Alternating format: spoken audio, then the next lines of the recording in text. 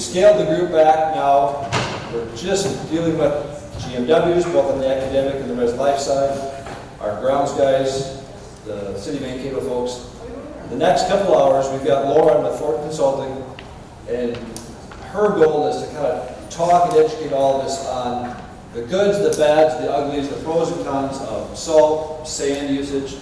We'll get into pre-treatment a little bit on some of those things. Normally, how long is this training?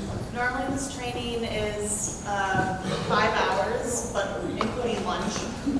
So, for 5 hours, we're going to get condensed down to the 2 hours of absolutely what we need you guys to know. And then when that's done, at about 11 o'clock, we'll break one more time. There'll be box lunches out there. We're going to break the box lunches in, and then from 11:15 till 12:15, that's when we'll get into the nitty-gritty discussions about what do we do with this coming winter and the winters going forward on our snow, ice removal plans. So the City of Mankato, you're welcome to sit around and watch the melee that'll happen. I don't recommend it. You guys would be free to go. So with that being said, anybody have any questions right now? Can you hear us all right back there when we're jabbering up here? Okay. Well, I'll turn it over to Lauren. And again, if any questions during this presentation, raise your hand, holler it out. Lauren will help you out. Yeah. Thanks. Happy to have questions, have comments, hear a little bit about how you guys are doing your winter maintenance here on campus. My name is Lauren Schultzberg. I work for Thornton Consulting, and as Chandler said, we are hired by the Minnesota Pollution Control Agency originally to create this smart salting program that we've condensed for you today, and then also to teach it. So really excited to be here today with you guys to talk about winter maintenance, even though it's a beautiful summer day out. But now is really the time to start thinking about it, because we can start prepping for the winter maintenance season. We don't want to wait until the first snow to start thinking about it, right? So why are we here? We're here to talk about winter maintenance, its impacts on our lakes and rivers, and as we were talking about earlier, everything that isn't attached eventually through rain or through snow melt ends up at the lowest point, and at the lowest point is our water bodies, our lakes and our rivers and our streams. And so anything that we do on our land eventually ends up having an impact, and we saw a lot of impacts already this morning. But that also means that you guys have a lot of power, because you're the ones out there every day working on our land, and so the things that you do have an impact, and the small changes that we can make in winter maintenance can help make a big difference to reduce our impacts. So today we really want to talk about how can we do winter maintenance effectively to reduce our impacts while maintaining that level of service and public safety aspect, right? Because you have a really important job out there in the winter when you're doing your shoveling, when you're putting down your product, to keep everybody who works and lives and is educated here in your facilities safe during the winter. So a little bit on the environmental side, we're in a really unique place here in Minnesota. We actually are in 3 major river basins. Down here in southern Minnesota, in this green area, that's the Mississippi River Basin, and you guys are right next to the Minnesota River, which flows into the Mississippi, so you see that every day. And everything that is in this area eventually will end up down in the Gulf of Mexico. In the northwest, in that brown area, that's the Red River Basin, and that actually flows up into the Hudson Bay. And of course, over on our northeast coast, where we have Lake Superior, that is our Great Lakes Basin, and eventually ends up flowing out into the Atlantic Ocean. But we're kind of at the top of the hill when it comes to water. Have any of you guys ever been up to where the Mississippi starts? That's pretty cool, right? You can literally step over the Mississippi River, and it turns into this huge river. I just think it's awesome. So everything that we do here has an impact on all of these river basins. And like we said, water flows downhill, so we're at the top. And so we want to think about what we're doing and how it impacts all of these areas across our country. And it's really easy to forget here in Minnesota, the land of 10,000 lakes. It's really over 11,000, but 10,000 sounds better. But only 2.5% of the water in the entire world is fresh water. And so it's really actually a very limited resource. It's very valuable. We have all of the water that we will ever have. We're drinking the same water as the dinosaurs and as our great-great-grandchildren will use someday. So we need to make sure that we're taking care of it, protecting it. So a little bit about environmental impacts of our most commonly used products for winter maintenance. Mostly people use salt or sand. Do you guys use salt here? Yeah? So a little bit about salt. As we talked about a lot this morning, eventually, if it's not swept up, it makes its way down in through our storm drains and down to the nearest lake, river, or wetland. So what does it do there? It ends up filling in the bottoms, and it has a couple of different impacts in that way. It smooths out the little cracks, and critters like this guy live in those little crevices, and it's really important for them to have that habitat. Does anybody know what this is? There's a hint up there for you. Yeah, it's a dragonfly larva. And they actually spend most of their life in this form before this time of year we get to see them flying around, right? But mostly they live like this in the water, and that habitat is really important for them. Dragonfly larva is actually a really good indicator of the health of a wetland. And the other thing that it does is that it fills in our lakes and wetlands. So naturally, it takes thousands of years for this process to happen. Eventually, a lake will turn into a wetland, will grow shallower, and eventually it will turn into dry land. And that's a really long but natural process. And we are speeding this up tremendously by all of the sand and other types of products like that we're putting down. Lake Pepin over on the border of Minnesota and Wisconsin is filling in 10 times faster than it's supposed to based on a study that the MPC did. So that's another impact that our sand is having in our water. The last thing I'm going to talk about is it creates turbidity.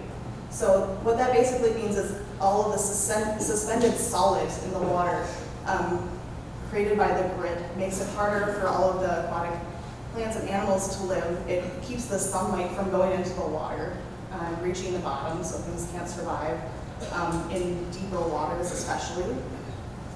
And so our standard here in Minnesota is 25 units, falls right in here. So that's pretty clear water, right? This is a really fun science project. If you have a kid, you can go out and collect samples from your local water body and test it against our standard. Do you guys think this would exceed our standard? Yeah, it's looking pretty rough, right? And we see this especially right after a big rainfall, where it's rushing into the water, stirring up the bottom, but also bringing in lots of solids that were on our roads and things like that. How about this? Does this exceed our standard? I was going to say, do you know roughly where that stream fits on the scale that you showed? Just from visibly looking at it. I'm not sure I understand the question. So like the scale you just showed with all the jars? Oh, this scale? Yeah. That's a great question. I'm not sure exactly where that falls, but I would guess it's kind of in this range. How about this? Does this meet our standard? Yeah, that's a lot better, right? So those are some of our impacts that we have with sand. And in part because of those impacts, and in part because salt actually melts snow and ice, which is kind of nice in the winter, we've switched a lot more towards using salt in our winter maintenance, right? We don't have to sweep it up. That's a nice bonus. But still, when we put down the salt, where does it go? Into our storm drains, right? And it ends up in our local water body. And unlike sand, where we can see that turbidity that happens, salt dissolves and it becomes invisible to us. But that doesn't mean that it isn't still in our waters. It is. It's actually what we call a permanent pollutant. we don't have a way to take it out of our water bodies. And you might hear things like, oh, well, we could possibly use RO reverse osmosis on it. Yes, that would technically take it out, but it is financially unfeasible, right? We can't go around and put an RO system on every single one of our lakes, right? So there's no way to get our salt out of the water. And because salt going into the water and dissolving is basically turning our water bodies into salt water, right? And all of our plants and animals and aquatic insects who live in our water bodies are fresh water. It's creating a bad habitat for them, right? And a lot of them struggle to survive. So, what do we mean when we're talking about salt? What is the most common salt that we use? It's this top one here, sodium chloride. We would call it rock salt, probably. It's also what we use for table salt. And so, most of the salts that we use are in what we call the chloride family. And this is our list of chloride salts that we use for de-icing. We have our main one, sodium chloride. We also have potassium chloride and magnesium chloride and calcium chloride. And we'll go a little bit more into the details about these products later. But just so that you know, the part that's harmful when it goes into our water bodies is that chloride part, all right? That's the part that can't be used by nature. It's not native to this area. And so it goes into our water bodies and is not good for our aquatic plants and animals. And so in Minnesota, we've adopted the national standard for chloride, and that would be 230 milligrams per liter, or about 1 teaspoon of salt in 5 gallons of water. So think about that, 1 teaspoon. It's not a lot of salt, right? If you guys can reduce your salt use by 1 teaspoon this winter, you're helping out 5 gallons of water. Do you think that it's possible to reduce by 1 teaspoon? Yeah. That small amount is making a huge impact, and you guys have the power to do that. One 50-pound bag of de-icer impacts more than 10,000 gallons of water. So you guys have the power to make a huge impact this winter by reducing by not a whole lot. And we're going to talk a little bit more about what can we do to maintain that level of service while reducing our impacts, some of the practices we can do. So here in Minnesota, we have about 50 lakes that are on the impaired waters list. And we have not tested every water body for chloride. So there might be more that are impaired, but we don't know about them yet. There's another 50 that are what we consider high risk. And that means that they're within 10% of that 230 milligram per liter standard. So what does salt do when it goes into our lakes? Well, like I said, it makes it salt water, right? And that salt water is actually denser than our fresh water. And so it ends up making this salty layer on the bottom of the lake. And so if you're in the spring a fisherman, this is not the place to fish. There aren't any fish down here.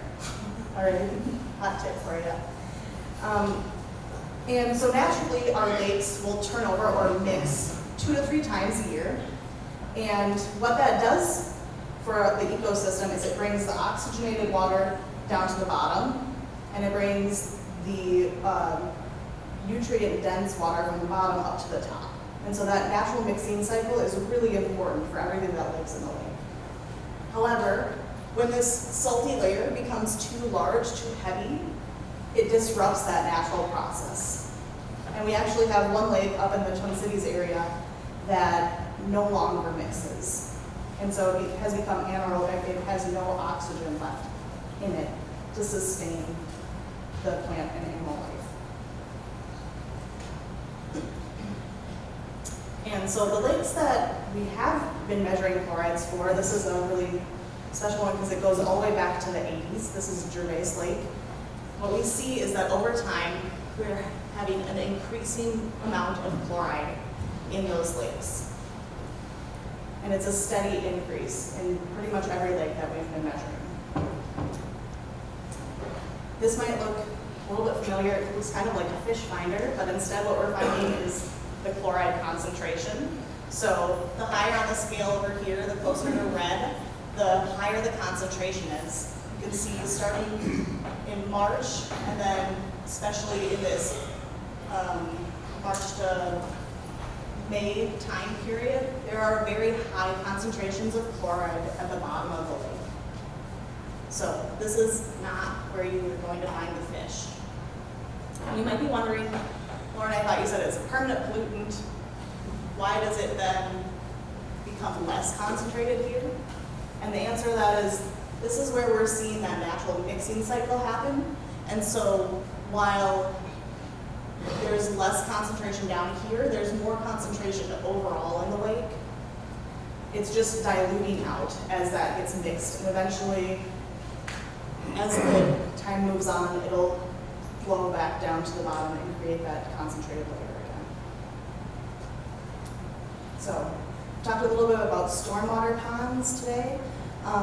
Chloride actually is having a disruptive effect on our stormwater ponds. One of the main reasons we put them in is to help with nutrient loading, things like phosphorus. And some new research out of the University of Minnesota, Twin Cities, found that in ponds greater than 2 feet deep, we're seeing that same stratification effect where there's a chloride layer on the bottom that's keeping that mixing process from happening and creating a layer without oxygen, and it's actually causing the phosphorus to be released from the bottom. So it's working against that process that we have the pools, the ponds installed for.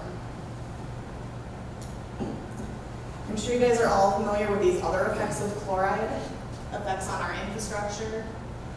We have some buildings people here, right, who work in buildings. They get tracked in, right? Rooms, the rugs, things like that. You see the effects on our vehicles, creating rust. It kills off a lot of our grass along the pathways that we're using salt. You have to replace your grass in the spring. And along the roadways, you might see something like this. This special branching pattern on trees is caused by chloride. I actually call it witch's broom. So next time you're driving along the highway and you see it, you can point it out and say, hey, that's witch's broom. Impressed whoever you're driving with?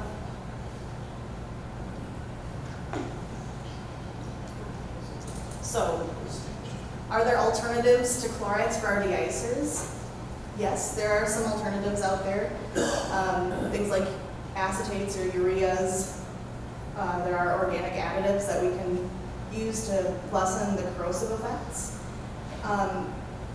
They have their own environmental impacts. They're different from chloride. They're not a permanent pollutant, but what they'll do is that they go in, and to break down, they need to use that dissolved oxygen. And so they'll use up all of the dissolved oxygen in the water. So it's a different impact. I don't know that it's necessarily better. But we don't have a de-icer right now that's like a silver bullet that doesn't have any environmental impacts. Everything that we put down will have some sort of impact. All right, so do rain gardens or holding ponds help take the chlorides out of our water?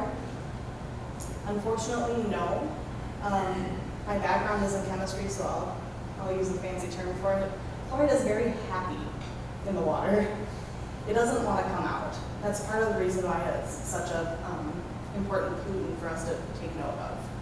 So in our rain gardens, it's going to go straight through, and it might just be that instead of going into the storm sewers and going to our surface waters, it's going to go down and go into our groundwaters. Does anybody have any questions about kind of the environmental side of why are we taking a look at winter maintenance and its impacts? All right. What I want you guys to take away from this is that you have the power, right? You have the opportunity to go out there and reduce even by 1 teaspoon this next winter season. And you're going to be making a really big impact. So moving into the season, I want to think about preparing. You want to make sure that you have a winter maintenance policy. I'm assuming that you guys do, that you're familiar with it. When are you going to do your call out? When are you going to start your maintenance? And are you effectively communicating that to people who are using your campus so that they know those expectations? And you want to make sure that you're following that policy and documenting, this is what we did, this is where we were, this is what product we used, that sort of thing, to cover yourselves from a legal perspective. That's the most important thing that you can do. Very briefly on storage, you guys have a permanent storage facility on campus. And so what's really important about storage is that it's covered, that we're keeping the moisture from getting onto it, that it has a hard surface on the bottom so that it's not, when it does get wet, leaching down into our groundwater, and that you're doing really good housekeeping. If you have some area that there's a spill, we want to make sure that we're cleaning that up. Some examples of not so good storage. Up on the top here, they actually have a pretty decent structure and they've got a tarp over it, but you can see that they're not doing a very good job cleaning up after themselves. And so if a big snow event happens or even a rain, that's all just going to get washed right away, right? And it's going to go down into our storm drains and into our water lines. On the bottom here, well, they're just doing nothing. We don't ever want to see this, right? It's not good. And storage areas is actually one of the most common ways that we know of that we see groundwater contamination with chlorides. So it's a really, really important area to pay attention to.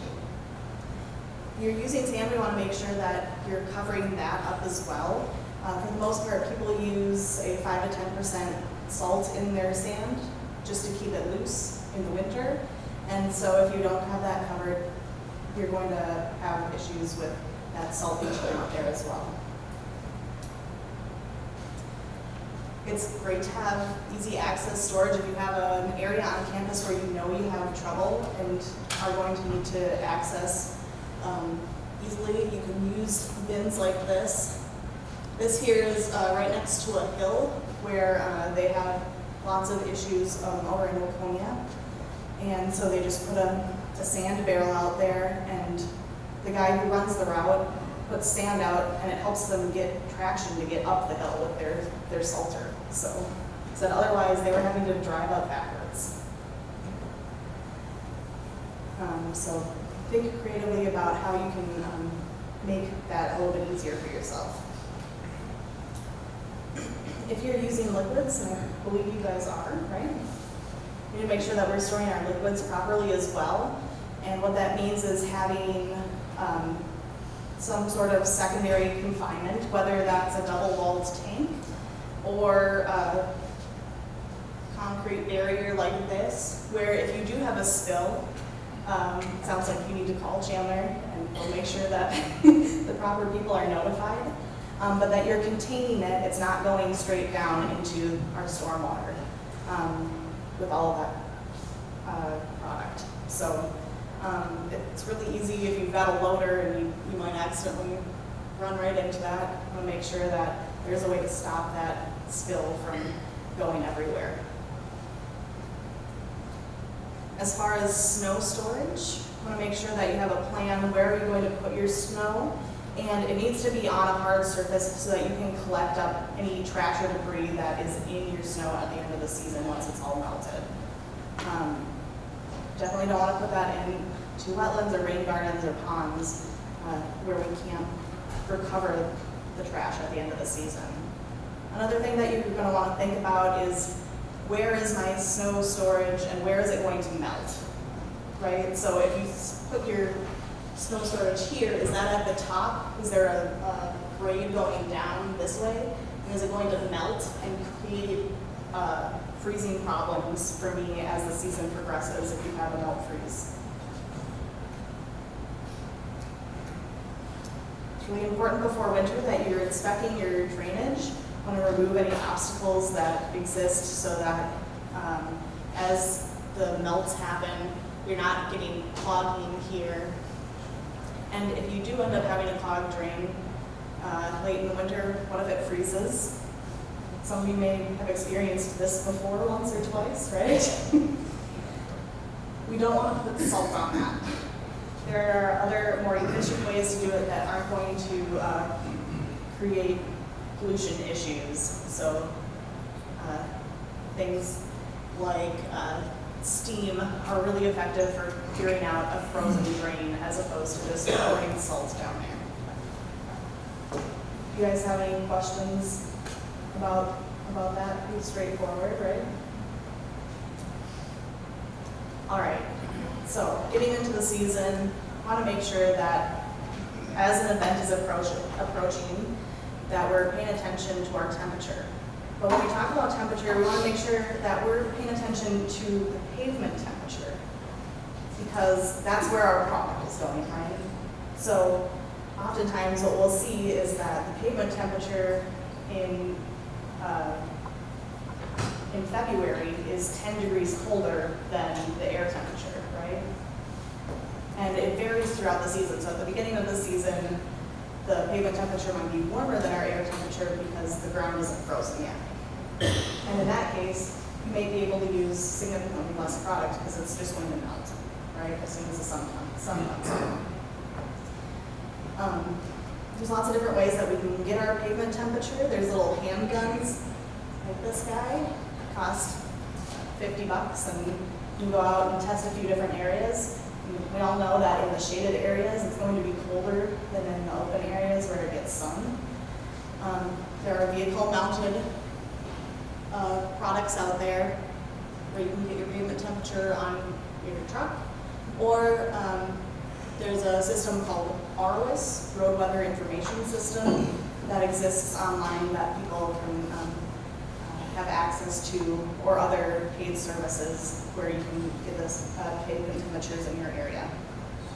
But however you're getting it, we want to make sure that we're paying attention to that pavement temperature before we're making a decision about what sort of product are we going to be using and how much do we want to put down.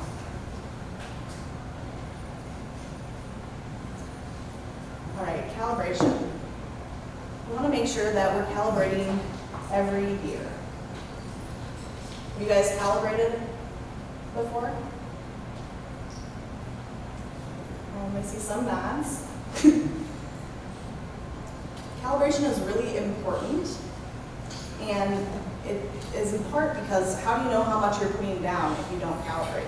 You have a plan for how much you want to put down, but if you don't calibrate, you don't know how much your system is using. It's a really good way to improve your accuracy. We don't want to waste material, right? That's money. And it's also that 1 teaspoon that you could save easily, right? Less salt is always better for our waters.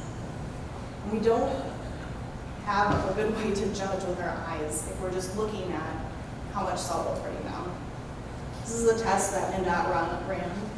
On this side you can see there's 500 pounds per lane mile, and on this side there's 300. If you look closely, you can kind of see that difference, right? However, if you're out at night in the middle of a snowstorm, you're not going to be able to tell the difference between them, right? And so that's part of the reason we want to calibrate. You can really calibrate any type of equipment. You can calibrate your push spreader. You can calibrate a small 1-ton spreader. You can calibrate on the back of your Kubota. You can calibrate liquids. Now is actually a really great time to think about calibration. And anytime that you have that, you're like, well, we're good, we're doing okay on our mowing right now, what should we do? Find an open parking lot, make sure it's nice and clear, go out and start your calibration. Then you can do it slowly over time, and once the snow hits, you'll have everything done, right? Yeah? So that liquid stuff That's a great question. There's several different types of liquid, and I'm going to go into more detail about the different material options that we have. And it sounds like you guys are using maybe a mag or a calcium with a molasses. Is that what you said? So it's a chloride, and it has impacts definitely. And the molasses is one of those organics that I said goes into the water and uses up the dissolved oxygen. So really what we want to do is do things like calibration and have set rates that we know we want to go out with, and try to be as efficient as we can with our products, as opposed to going out and just putting down however much. I have a guy that I met, and he said, yeah, when I started up, they just told me, get in your truck, put it on 4, here's your route. And he said what he realized is that they put it on 4 because that's how much salt it took to do the entire route. He didn't have to go back to refill. He didn't come back and have to unload. It was just working. And so we don't want to be going out so we can just use up whatever product we have, right? We want to go out and say, this is what our treatment temperature is, this is how much we think we should be able to use of this product, and if I set it to setting number 3, then I know that that's what it's going to give me, and go out and do it that way, right? We want to be efficient with our product use.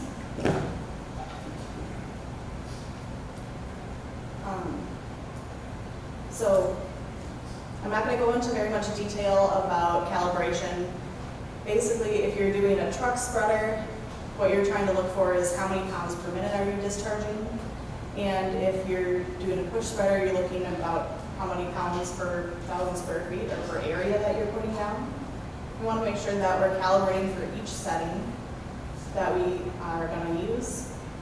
And then we're going to want to make sure that we have a chart that tells us how much is each setting going to give me.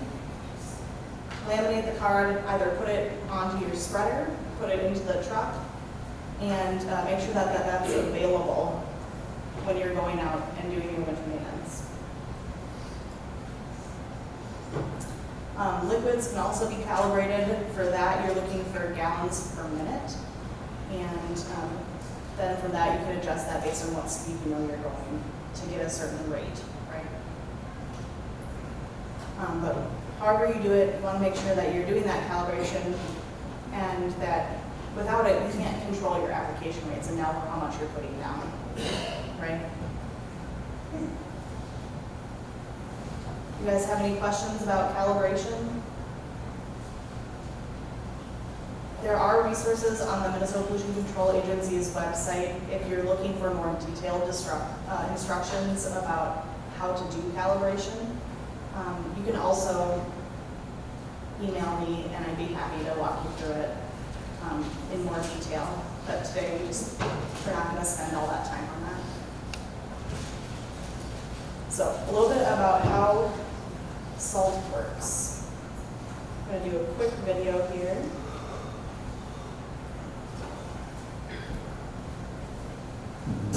In order to fully understand how de-icing chemicals do their work on roadways, let's review some basic physics and chemistry.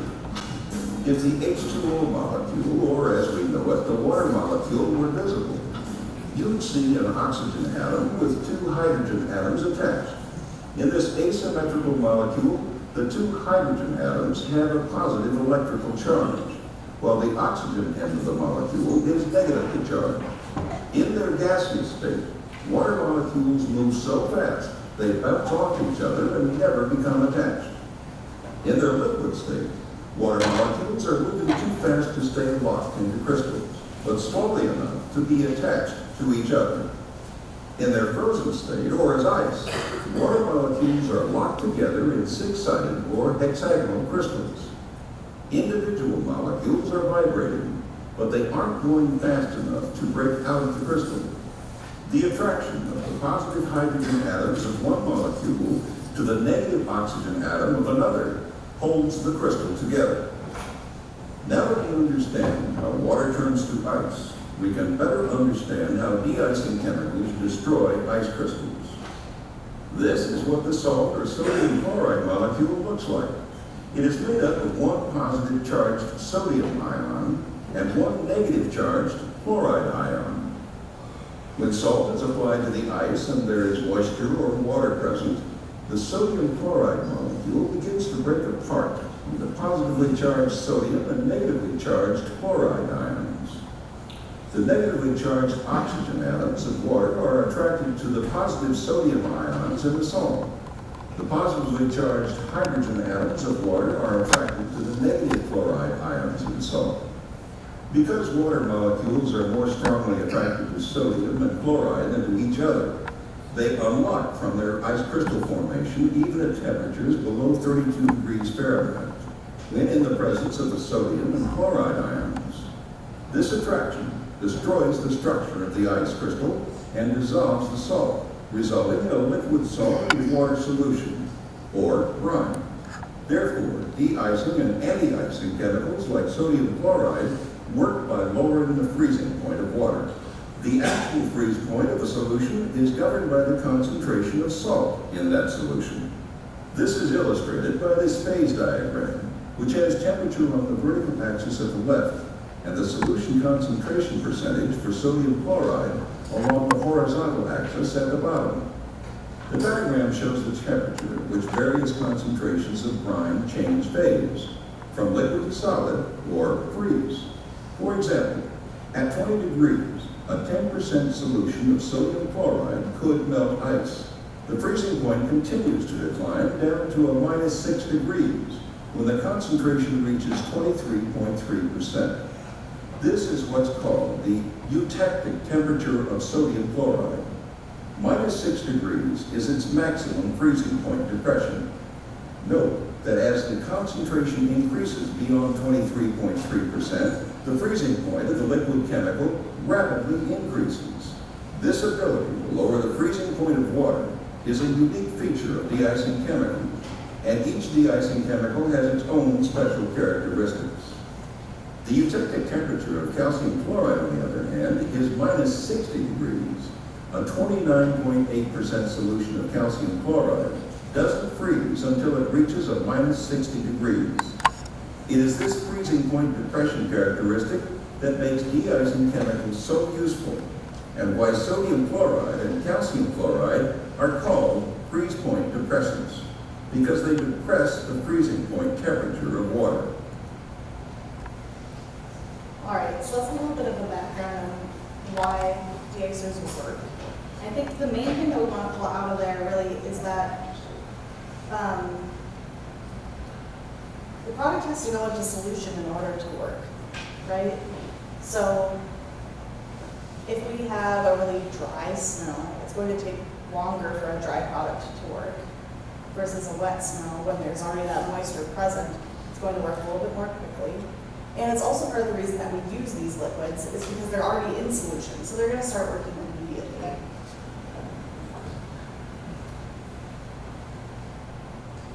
All right, so a little bit about our different products that we have available. Sand is our first option, and really what sand is doing is it's giving us traction. It's not going to melt any snow or ice for us. So it works as long as it's on top of the surface and it's not being kicked off into the bushes, right, by lots of traffic. Once it goes down into the snow, or if it's off our pavement surface, not between the tire and the surface, or between the foot and the surface, it's no longer going to be very effective for us. And so really, sand, as long as you're not trying to melt anything, it's a good option. It works really, really well in cold temperatures when our de-icers aren't going to give us the melting that we want to see.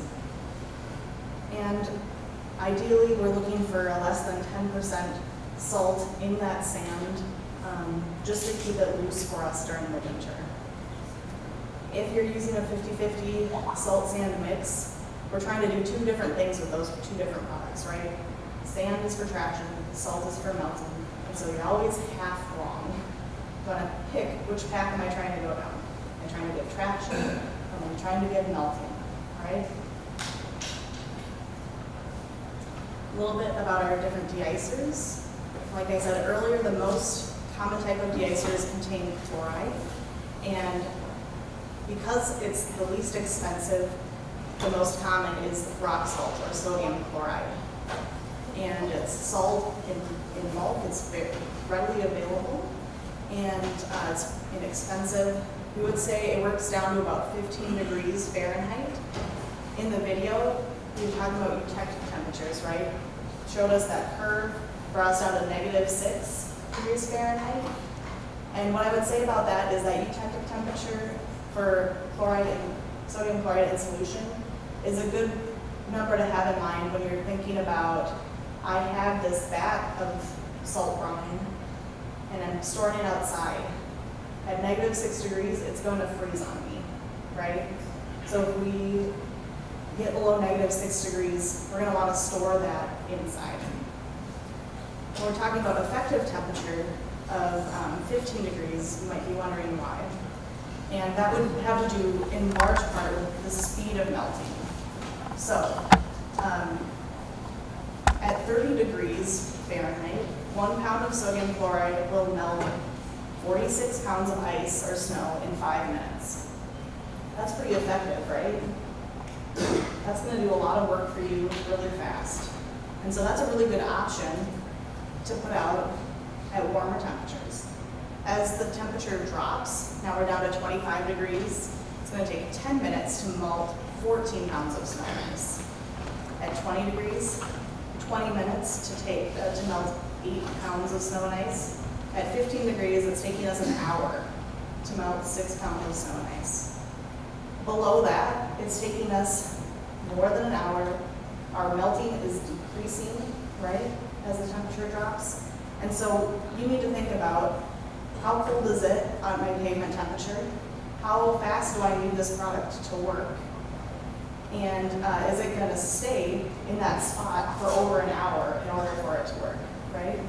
Or is the class going to be let out? The students are going to walk by, they're going to kick all of my salt off of the sidewalk. And so it's not going to have enough time to actually melt what's left there on the pavement, right? And so that's why we say that the effective temperature of sodium chloride is that 15 degrees. Now, on the flip side of the melting speed is what we would call melting capacity.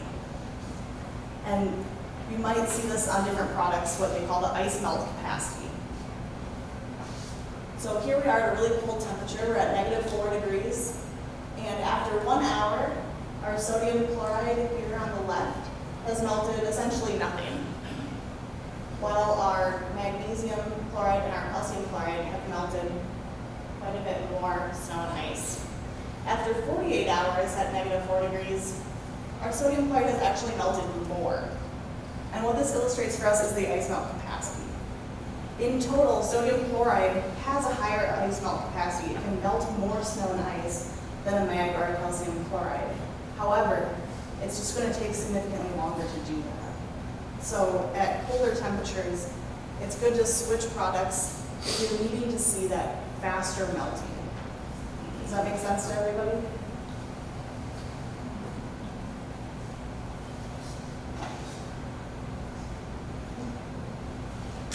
All right.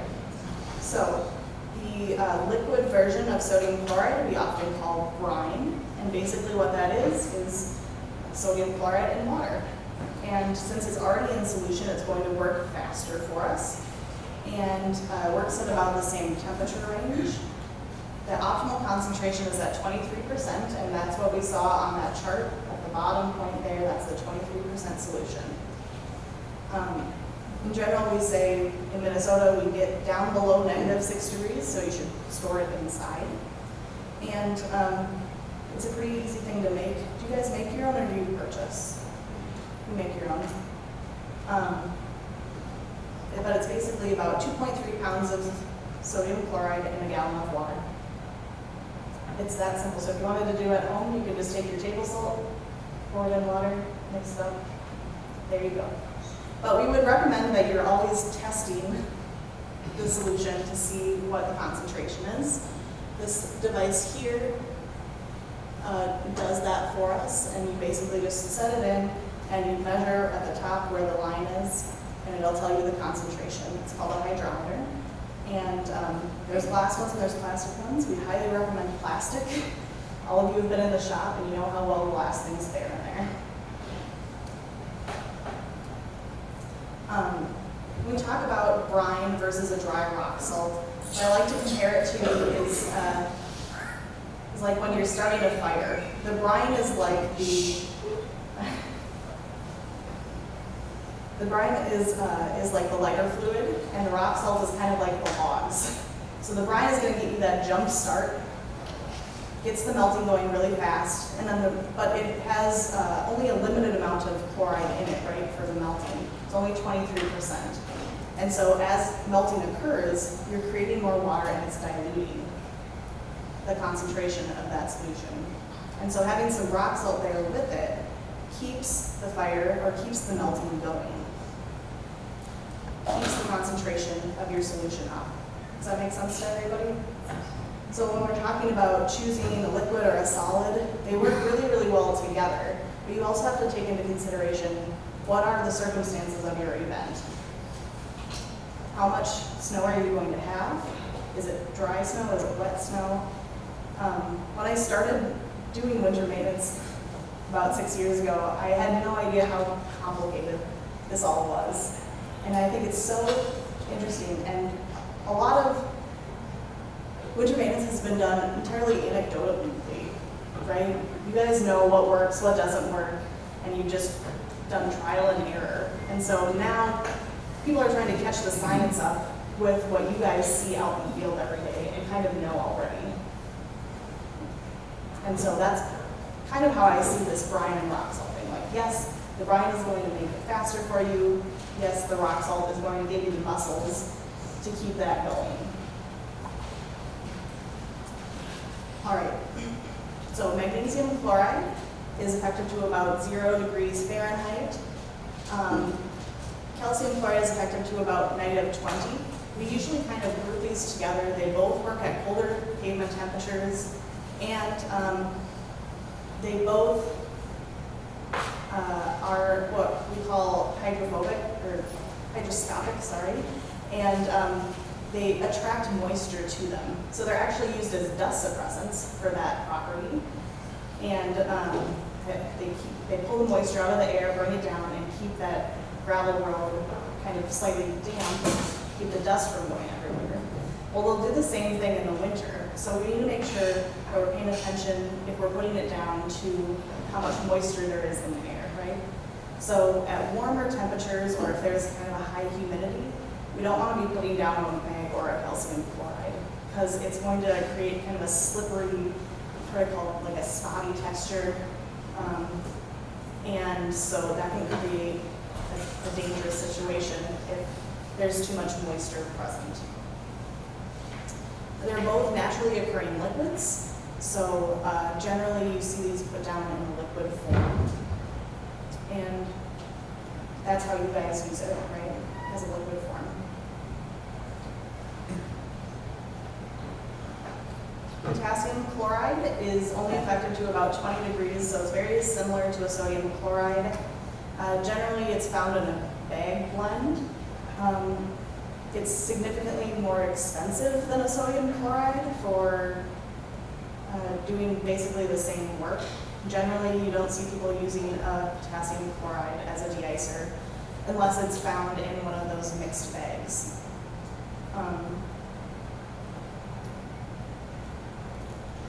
So as I was saying earlier, here we have a comparison of the sodium chloride versus the calcium chloride melting at different temperatures. So here at 25 degrees, we're getting better melting from our sodium chloride than the calcium in red. And again at 15 degrees, they're melting less because it's colder, but we're still getting more melting from our sodium chloride. Once we get past that 15 degrees, we're going to get more melting from a product like a calcium or a mag as opposed to the sodium chloride. And so we suggest that you have an alternative product to help you get the effectiveness in melting that you're expecting or wanting in your areas that you're not going to get with your sodium chloride. And the answer is not to just put down more sodium chloride. If you are at the end of the storm seeing piles of salt, then you've used too much product. You can buy treated products. Generally, they have a mag or a calcium applied to them at 4 to 6 gallons per ton, and that makes it more effective at lower temperatures, and you can use a lower application rate. When you're storing it, you need to make sure you're being careful leaching from the pile. You don't want to see that stream of chloride water going straight to your storm drain, and so watch out for that, the treated product. As far as non-chlorides, urea is an option that we see out there. It's effective, similar to sodium chloride. It is significantly less corrosive. Oftentimes on a bag, you'll see things like environmentally friendly or promotes plant growth, things like that. And that's because it has this nitrogen in it here. And that's one of our fertilizer components, right? So they're saying, it's basically like throwing fertilizer down. However, it won't stay on, likely won't stick around that long enough for that. You're gonna get that melt, it's gonna go down the storm drain. So, other non-chloride options include the acetates. We have calcium magnesium acetate, which works to about 20 degrees. It has significantly lower corrosivity. And you want to make sure if you're buying it that in the bagged form, you're aware if you see 2 bags next to each other and one is significantly more expensive, it's entirely possible that that is a pure CMA product versus the cheaper one being a sodium chloride with a coating of CMA on it. Potassium acetate is another interesting option out there. It works in colder temperatures. It's significantly less corrosive than a chloride, and it's more expensive, but it's come down significantly in price lately in the last couple of years. MnDOT is actually doing some tests out in the Duluth area over the High Bridge, where they're doing a straight potassium acetate route, and they've found it to be quite effective. There's lots of different blend products out there, and it's hard to tell what temperature they're going to be effective to. They might say effective down to negative 50 degrees. I wouldn't trust that. But if it's not just one ingredient, you don't know how effective it's going to be at cooler temperatures. So aside from the materials that we have as options to put down for de-icers, we need to make sure that we're thinking about non-chemical options. Like, what can we do as far as engineering to make it so that we don't have to use as much product, right? Things like grooved roads, using snow fences to make sure that you have an area where there's lots of blowing. Maybe that snow just never makes it there. And so there's things like living snow fences or regular snow fences that can help with that. Do you guys have any questions about our different materials and their properties? Sounds like you guys have a sodium chloride option and another option to work at colder temperatures, which is a great practice. Yeah? Are there any issues yet with the natural supply of salt? Sorry, can you pull over? Are there any issues yet with the natural supply of salt? Is it endless? That's a great question. I would guess that they're not endless. There are salt mines that haven't run out yet. Part of our major problem, I think might be a problem this year, is with our supply line, how it's getting to us. So most of our salt comes on the margins of the Mississippi, and they're predicting that we're going to have some issues with that, and so we might see salt shortages this winter. We'll get into that in our last section, talk about what that might mean to all of us this winter on campus. So. That's a good question. All right, a little bit about sidewalks. I think a lot of you here work on sidewalks. When we're talking about sidewalks or building entrance areas, we want to make sure that we're doing a really good job with mechanical removal. Well, really in any area before we put down salt, we want to make sure that we're clearing that out really well, shoveling, using a broom, whatever that might be, before we put down any product. The easiest way to reduce how much material we're putting down is to have less snow to melt, right? And then being aware of that, so we know we can put down less when there's not a lot of snow to melt. Sidewalks have a tendency to get higher application rates than parking lots or roads. We're concerned about public safety, about people walking in that area, right? So we're trying to make sure that we are melting all the snow and ice. If you have a spill, we want to make sure that we clean it up. Clearly, there's too much salt there, right? My guess would be that gate lock failed or something like that. If that happens, we need to make sure that we're sweeping it up. Any extra that we can see after the storm, if you are looking for things to do, we go out and clean that up as well. You can reuse that salt. One of my co-teachers says that his rule is they use blue salt. If it's still blue, still works perfectly fine. Throw it back into the pile, reuse it.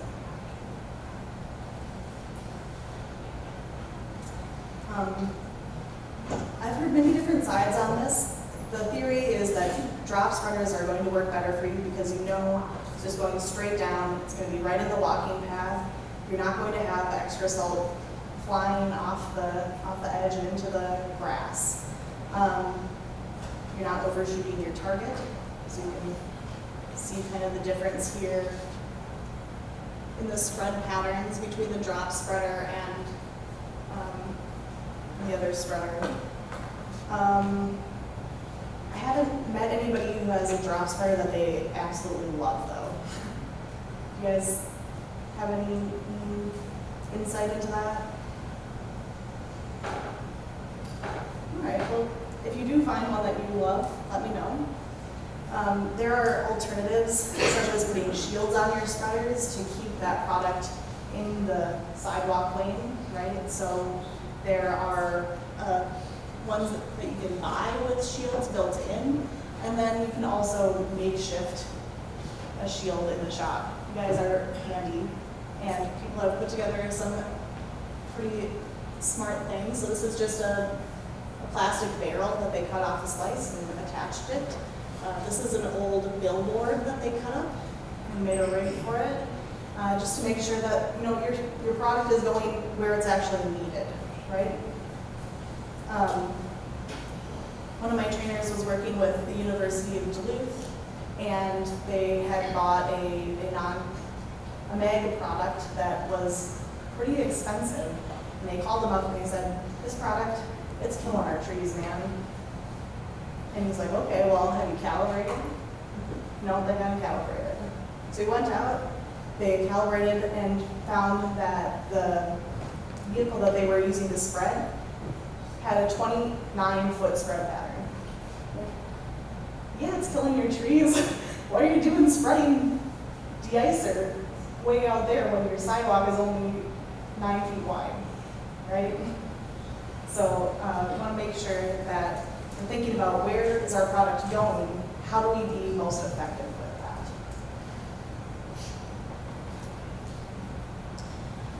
This is a really good time for this too, is to make sure that you're noting any areas where you're having repeat trouble. So you can see here, this drains right onto this the surface here. They have tons of refreeze problems with that. Well, how do you solve that? Now's the time of year to go through and make any changes. with areas where you're having lots of trouble, and you can make a small adjustment, and then you won't have to be throwing salt on a frozen surface there every time you go out, right?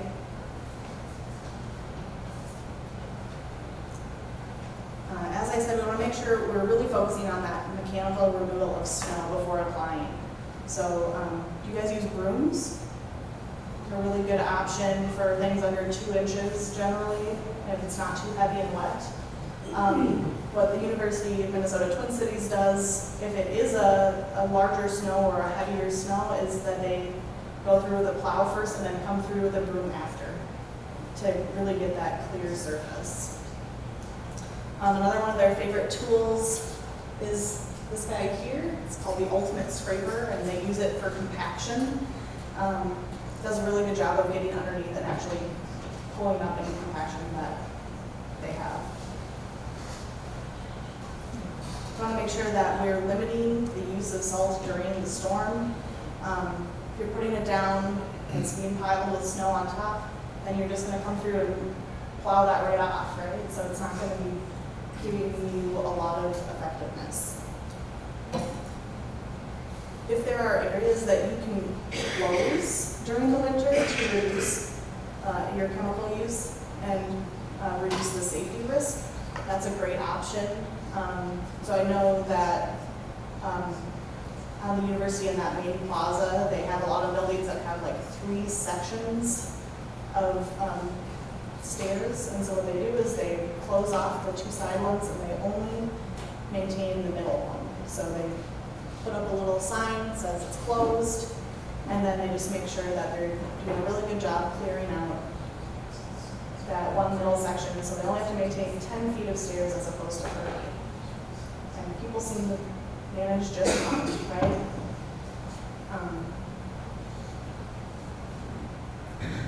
If you are putting like a bucket of salt near doorways for people to use, one option you can do is to put a little bit of signage on there to let them know this is salt, this is generally how much we would use for this area. So as a general rule, we say 1 pound of salt for 1,000 square feet, so that's about 4 parking spots worth. And so you can put messages like that onto your buckets, or you can have like a cup in there that says this is how much you should use, or on your scoop, put a line on your scoop and say this is how much you should use for this building entrance area. So in case somebody who's not informed like you guys comes through, they have a little bit of a better idea of how much to use.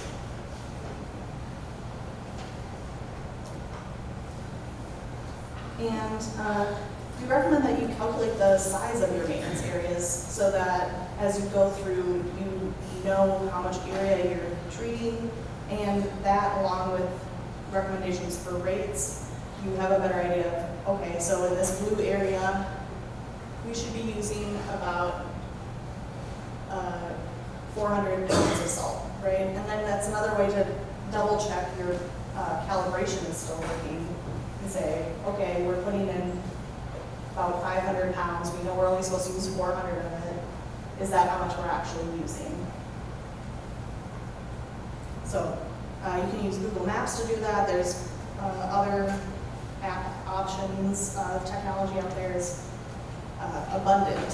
So you can also do it the old-fashioned way, walk it off, mark it on a map, and calculate it. But that uses a lot of geometry. I don't know about you guys, but I don't remember some of that. Do you guys have any questions about that section? Good. All right, we're going to keep moving on then.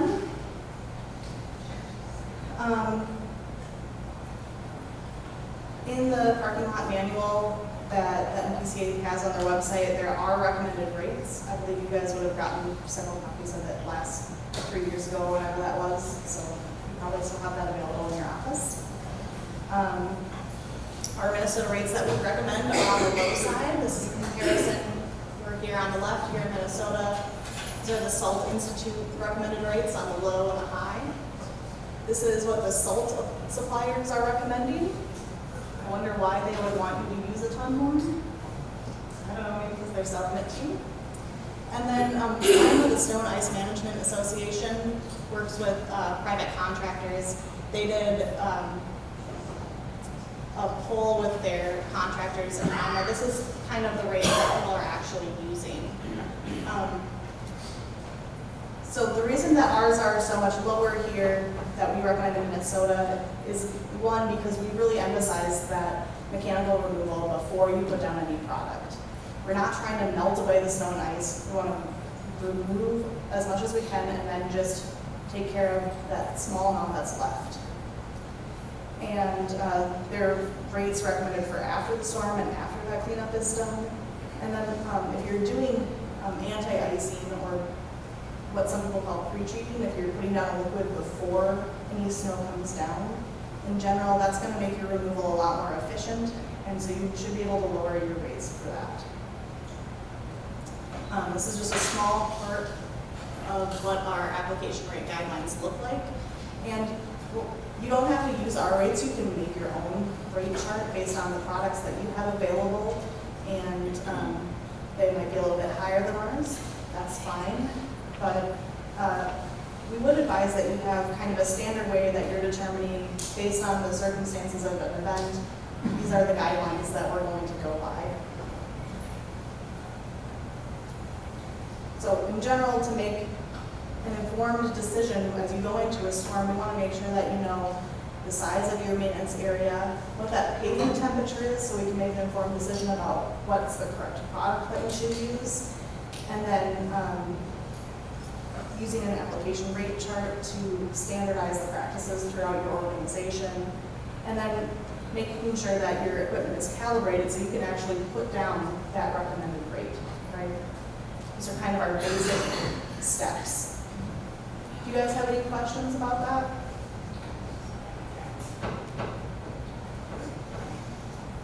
All right, moving on. Talk a little bit about using liquids in your maintenance. So anti-icing, as I mentioned, is a preventative form. And what we're trying to prevent is the bond between the pavement and the ice. So if we're going out, we're putting a liquid de-icer down before the storm actually happens. And that will reduce the risk of compaction and having that really hard-packed snow that is difficult to get off the pavement. And what they say is that it takes 10 times more work and or 4 times more product to break that bond than to prevent it. So in theory, we should be getting a lot better removal. It's going to take us less time, less work if we're going out there and we're being proactive in doing anti-icing. It can save you time and money. And this is generally what it looks like. We've got our little lines here of product. And in general, we really want to see that wet-dry pattern. And the reason for that is if it does become slippery, say you're using your mag product and the temperature rises unexpectedly and it gets slippery, then you still have some surface there to give you traction. So it's kind of like a safety net to cover you. As it starts snowing, you'll start to see, you can see that the melting already starting to happen in that area. And 4 hours later, looks like this. What we want from our anti-icing is not that it's going to melt every snowflake that comes down. It's just going to give us that thin layer of melting underneath that's going to keep the compaction, that bond from forming between the snow and the pavement. And so it's fine if it starts to get snowed over. That's nothing to be afraid of, okay? And what it does for us is it gives us much better traction. You can see here, this is the anti-icing, that car going over it. It's still getting down to bare pavement. It's not forming that bond, as opposed to without the anti-icing here, you can see you're starting to already get that compaction happening. And you can see here, he took this picture first. When he stepped out of the car, he still had some liquid de-icer on his shoes. And there's footprints there. Isn't that cool?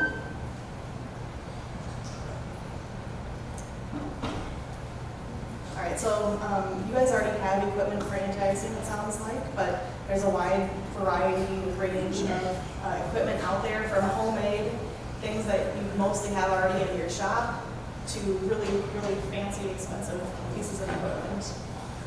And you can do anti-icing on sidewalks as well. There's lots of options for that too. Whether it's a walking piece of equipment or a bobcat or a Kubota or whatever type of equipment that you can stick a tank in the back of. So it's a really great option for sidewalks as well as parking lots or any roads that you have. Anti-icing works great if you have frost that you're dealing with. And the reason for that is that it's already in liquid form, so it's going to work immediately. Frost is a really thin layer, so you don't need a ton of salt to actually melt it. And if you go out and you throw a dry salt on that, what you'll see is they might get a little bit of melting around each grain of salt, but then in between all of them, you're still going to have that frost or thin ice layer. And so since it's a liquid, it's going to spread and it's going to melt that frost or thin ice layer right off for you. So liquid is a great tool for that. If you're a proactive person, anti-icing is for you. When we're talking about doing anti-icing, brine, that sodium chloride, works great for those warmer pavement temperatures above 15. But as you get colder, you're going to want to switch to a MAVRIK calcium product. Straight water is not a good option for anti-icing. I think that should be pretty obvious. We're not Zamboniing. But you do want to make sure that you're paying attention to that pavement temperature still. So if it's too warm or too humid, we're not putting out a MAVRIK calcium to create that slippery. And we want to make sure we're getting that wet-dry pattern, right? Not saturating the full pavement.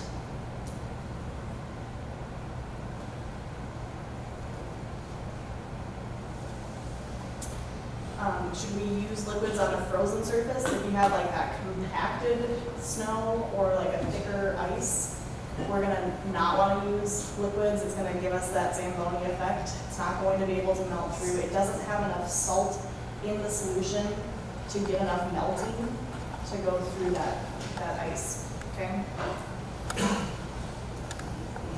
We like to say that anti-icing is like frying the eggs. So you wouldn't take a cast iron skillet and throw your egg in without putting some butter down, right? It's going to stick. Anti-icing is doing the same thing. It's keeping the snow from sticking to your pavement. A new area that people are moving into is DLA, or direct liquid application. So this would be applying a liquid during or after the storm, as opposed to anti-icing being before the storm. And one thing that you have to be really sure of if you're doing DLA is that you're getting enough down pressure to get through any snow or ice that exists there. So you need a lot more pressure downward to get down to the bottom and create that melting below it.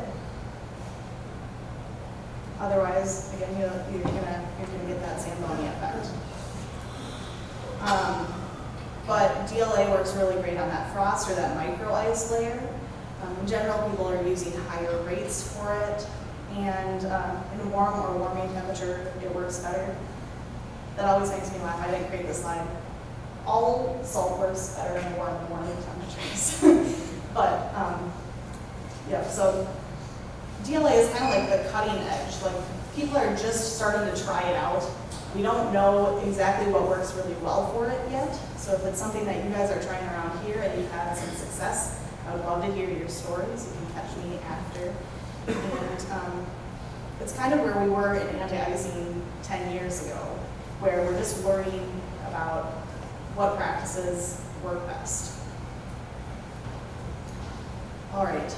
So the other way that we can use liquid is in along with our dry product, and we have two different ways of doing that. They're called pre-wetting or pre-treating. But basically what we're doing with that is we're taking a dry salt, we're getting it wet.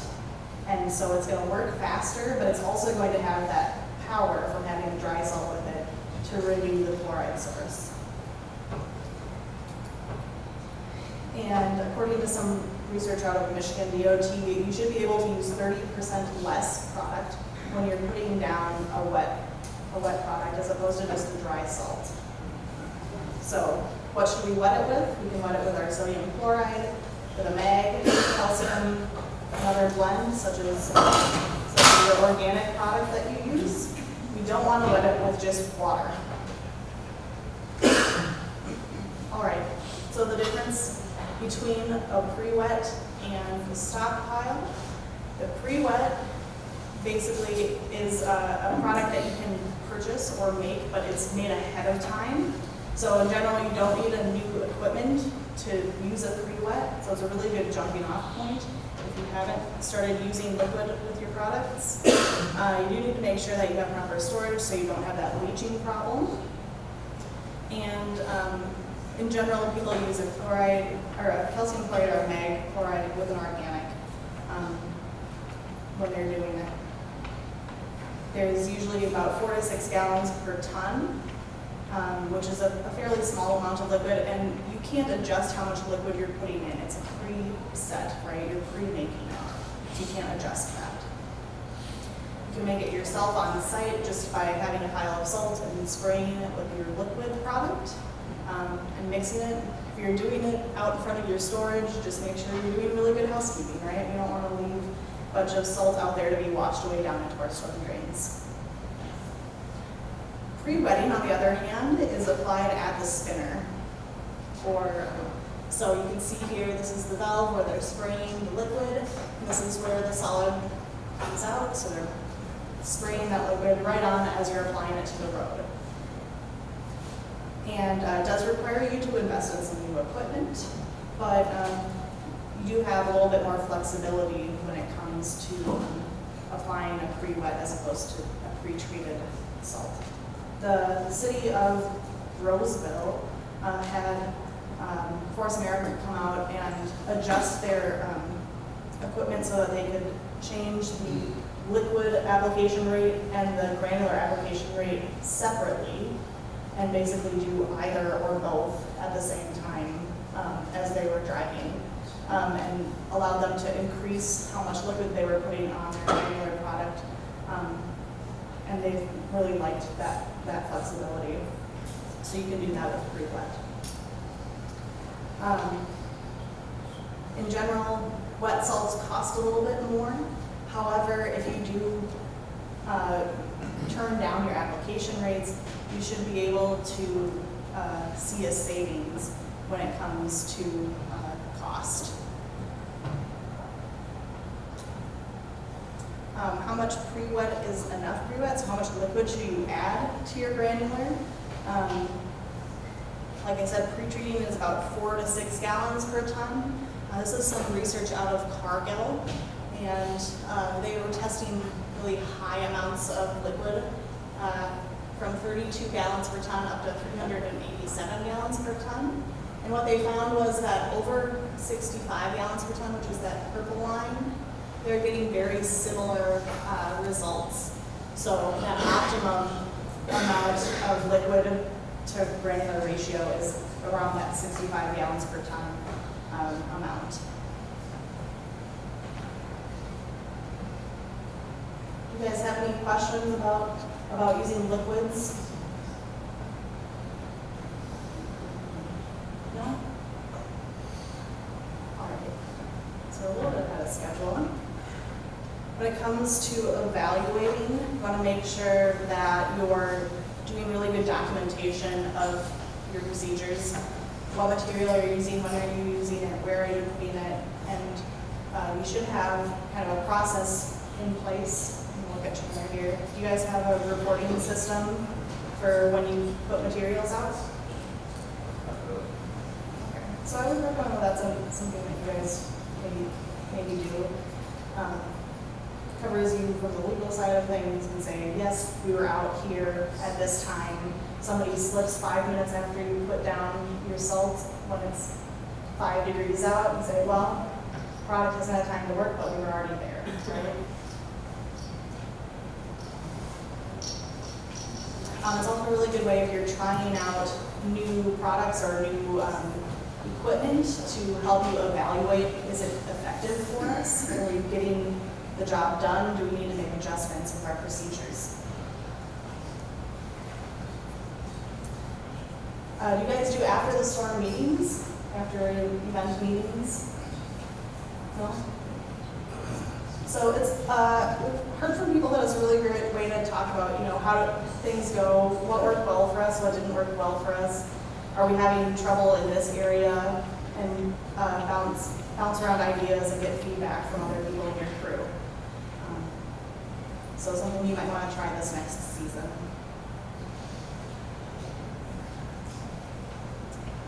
So, what do you guys think? You think we can save at least 1 teaspoon of chloride from going in our water? How about 50 pounds? I hope you guys feel like you're leaving here today with some ideas of some changes that you can make, some steps that you can take going into this next winter season. We have a few success stories. The University of Minnesota Twin Cities campus was one of the first people to go through our training back in the early 2000s, and they found that they were able to reduce their rock salt by 41%, their magnesium chloride by 51%, and all but eliminate their sand because they moved to just using it in that really cold temperature. Precision Landscape, just this last season, went through, had their entire crew trained, and reduced their salt use by 35% by doing calibration and just changing kind of the mindset in their crew.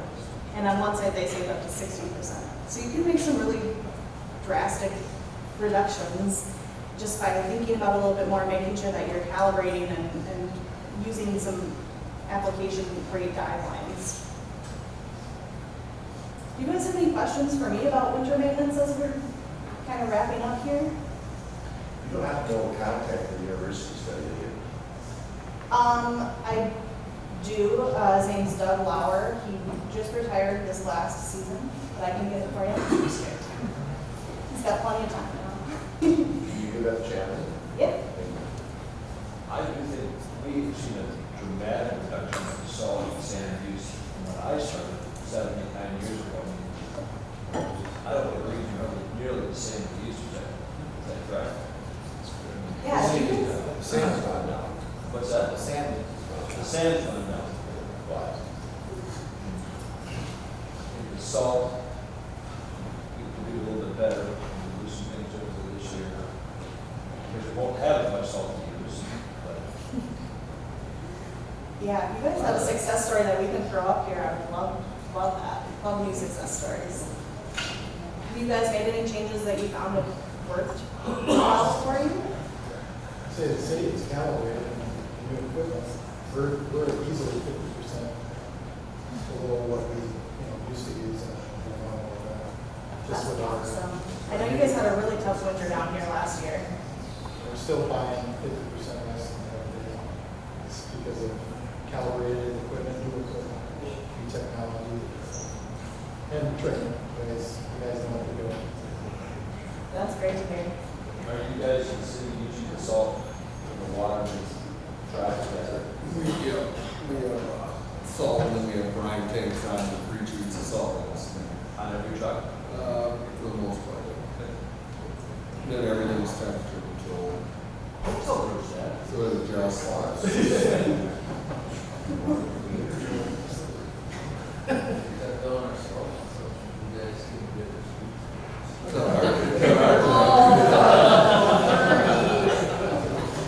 One really cool thing that there's a guy out of Madison is doing is he's using his water softener runoff as the liquid that he's pre-treating with. So it has a little bit of calcium chloride, some sodium chloride in there, and He's capturing his water. he's capturing his water softener runoff, and he's using that as his liquid. Carlos?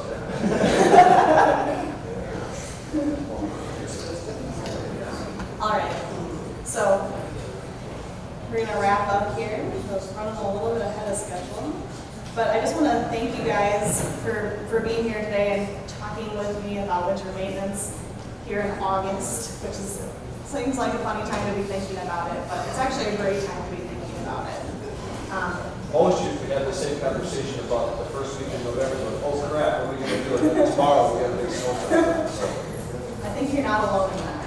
I'll tell you what, everybody, Becky, is food here? Yep. Okay, so tell you what, we're gonna thank Warren, and then there's box lunches out there. While you guys are grabbing your box lunches, bring them back in here, because the last section we'll go through together while you guys are eating.